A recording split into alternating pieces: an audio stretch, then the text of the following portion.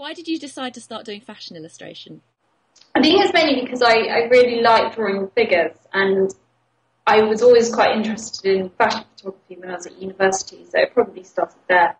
When I was at university, we weren't really encouraged to do live drawing classes. We were told to look elsewhere for human figures. So I used to get a lot of magazines and use the adverts as my source material. What is it about fashion illustration that's really appealing to an illustrator? I think there's a lot of scope to be quite imaginative with the images you create, especially because fashion seems to be quite ostentatious a lot of the time. So the outfits are very dramatic. I most like the decorative aspect to it. I think that's probably what appeals to me most, is that you can make the images very, very beautiful and quite intricate. How do you set about creating an illustration? What's the process and sort of the tools you use?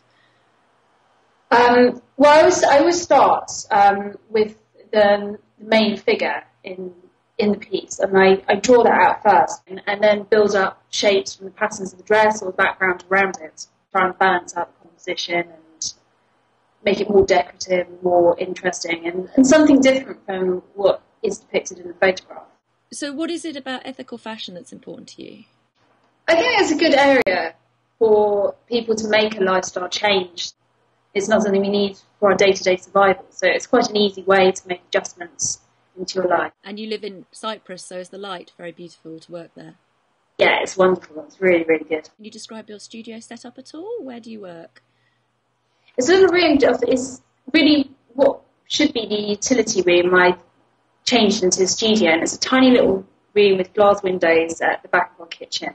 It's sunny for about 7 or 8 months a year here, so you have quite a long time period where you can be outdoors a lot, quite early in the morning as well, which is great. Where I've been doing watercolour wash and little bugs walk through it and left footprints across the page, but put something heavy on paper because we're on quite a high balcony, and sometimes if I walk off and need things, a gust of wind comes along and blows it all away. Whoops, the perils of working outside. How big is your village? Well, I can pretty much see all of it from my flat. Most of it is tiny. And do you speak Greek now? I don't speak any.